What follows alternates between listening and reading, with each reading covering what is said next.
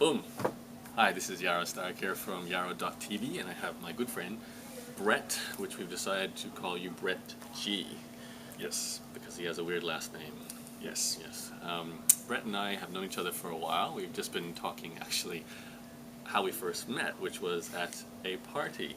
And Well, yeah, it was actually Randy ran into a mate of yours, and he invited me to this party, and I said, "Oh, who is this guy?" And yes, I turned up, and happened to be your place, and yeah, been mates ever since. weird, because You nearly threw me out, so well, you were random. Yeah. Completely random. I do random well. Yeah, Yeah. yeah, like he's got a friendly face. Huh? He does happen to have an interest in internet business and entrepreneurship, so I guess that's why we stay Luckily friends. for me, Lucky. yeah. We're actually coming to you live right now from River City Labs in Brisbane, which is where Brett still works from. I used to with Cranky Ads for a while. Brett, can you tell us a little bit about River City Labs and how your experience is Yeah, going so sure.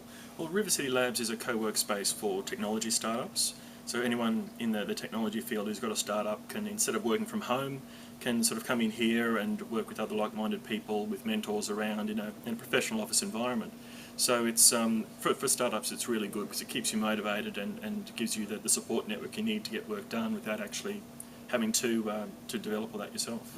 Yeah. Now, you moved into River City Labs after returning from Silicon Valley. That's right. You were doing a bit of traveling, so you're trying to live the startup dream?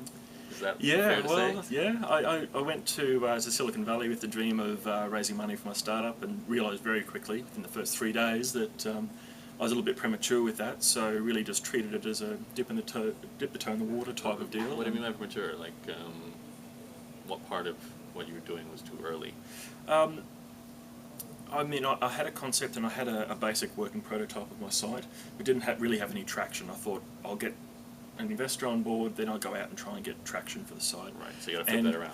I mean, it's still possible. It would have still been possible for me to raise money if I persevered with it, but I thought, no, I'm going to pull this off the shelf now, not let it go stale, develop it some more, then go back with it. Right, and I guess it's easier to raise. You have to give less capital if you have more of a working That's idea. that's an added bonus. Yeah. Okay, great. So now, Brett's obviously an Australian like me, and he was entering Silicon Valley, so I think it's interesting to get the perspective from someone who has not come from another state in America entering Silicon Valley, since it's such a hotspot for this sort of thing. We were talking before exactly how this works. So you buy a plane ticket, you get yourself a visa, maybe flip that order around.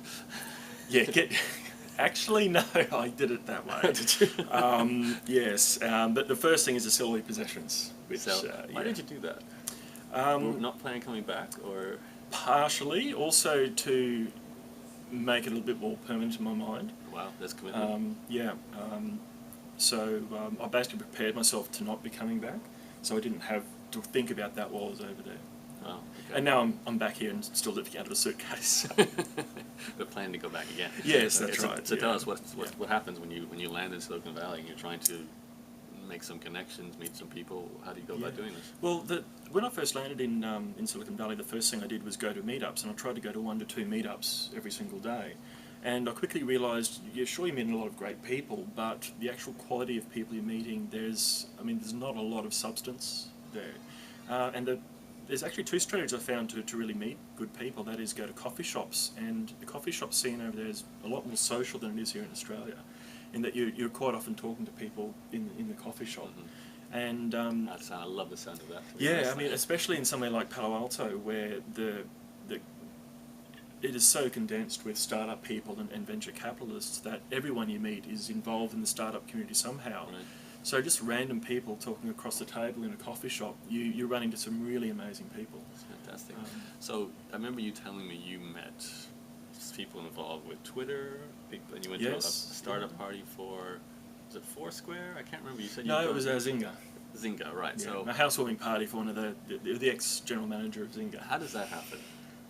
Well, that was actually through a contact of mine back here in Australia who moved over there a little bit before me, and he said, "Look, I just landed there. It was the second day there.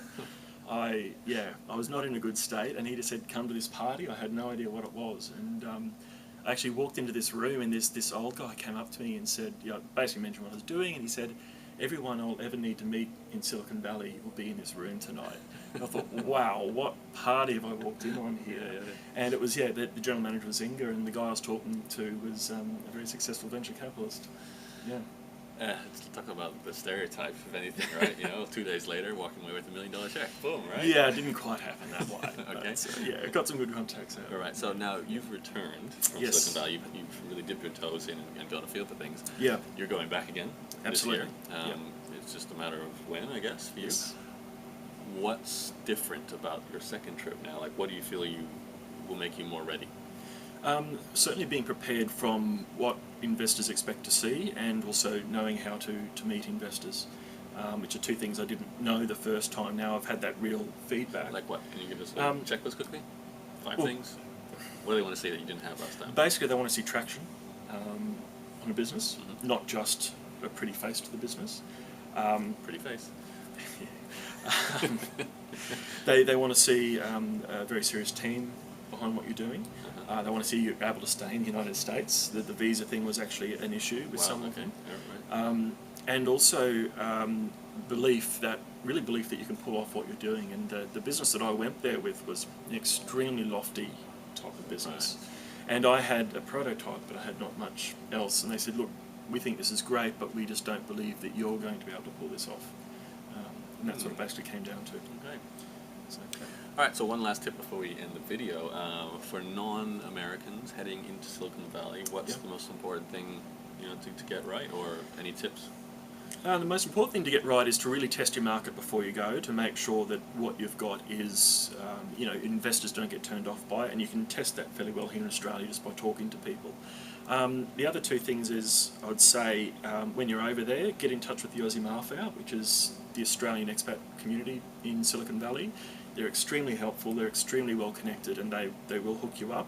And the other thing I'd say too is to at least spend a little bit of time living in like a dorm type environment over there. Aussie startup headquarters in San Francisco is a great example of that, run by Aussies, and just the people you meet going through there. That's where I met the Twitter contact, for example. So are there non-Australian versions of these things? Oh, absolutely.